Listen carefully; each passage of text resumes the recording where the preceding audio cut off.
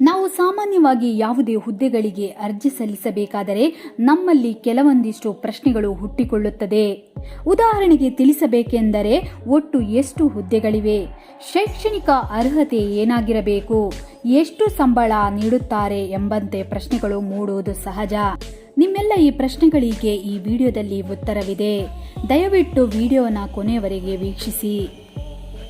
Post office ಹೊರಡಿಸಿರುವ ಅಧಿಸೂಚನೆಯ ಪ್ರಕಾರವಾಗಿ 19 ಹುದ್ದೆಗಳು ಹಾಗೂ ಅಭ್ಯರ್ಥಿಗಳಿಗೆ ತಿಳಿಸಬೇಕೆಂದರೆ ಗರಿಷ್ಠ 66 ವರ್ಷ ಮೀರಿರಬಾರದು. ಭಾರತೀಯ ಅಂಚೆ ಇಲಾಖೆ ಹೊರಡಿಸಿರುವಂತಹ ಅಧಿಸೂಚನೆಯ ಪ್ರಕಾರವಾಗಿ ತಿಳಿಸಬೇಕೆಂದರೆ ಅಭ್ಯರ್ಥಿಗಳು ಮಾನ್ಯತೆ ಪಡೆದ ವಿಶ್ವವಿದ್ಯಾನಿಲಯ ಇಲ್ಲವೇ ಮಂಡಳಿಯಿಂದ 10ನೇ ತರಗತಿ ಪಾಸಾದರೆ ಸಾಕಾಗುತ್ತದೆ.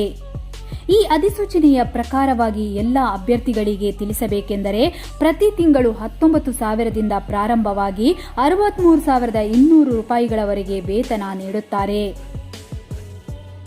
ಸ್ನೇಹಿತರೆ, ವಿಶೇಷ ಸೂಚನೆ: ಇಲ್ಲಿ ಪೋಸ್ಟ್ ಆಫೀಸ್ನವರು ನಿಮಗೆ ಯಾವುದೇ ರೀತಿ ಲಿಖಿತ ಪರೀಕ್ಷೆ ತೆಗೆದುಕೊಳ್ಳುವುದಿಲ್ಲ, ಆದರೆ ನೇರವಾಗಿ ಸಂದರ್ಶನ ನೀಡಬೇಕಾಗುತ್ತದೆ ಮತ್ತು ಚಾಲನೆ ಪರವಾನಗಿ ಅಂದರೆ ನೀವು ಡ್ರೈವಿಂಗ್ ಟೆಸ್ಟ್ ಮತ್ತು ನೇರವಾಗಿ ಸಂದರ್ಶನದ ಮೂಲಕ ಆಯ್ಕೆ ಆಗಬೇಕಾಗುತ್ತದೆ. ಇಲ್ಲಿ ಯಾವುದೇ ರೀತಿ ಲಿಖಿತ ಪರೀಕ್ಷೆ ಇರುವುದಿಲ್ಲ. ನೀವು ಕೇವಲ ಡ್ರೈವಿಂಗ್ ಟೆಸ್ಟ್ ಮತ್ತು ನೇರವಾಗಿ ಸಂದರ್ಶನ ಮೂಲಕ ಆಯ್ಕೆಯಾಗಬೇಕಾಗುತ್ತದೆ. ಅರ್ಜಿ ಸಲ್ಲಿಸಲು ಕೊನೆಯ ದಿನಾಂಕ ಮೇ 31 ಆಗಿರುತ್ತದೆ.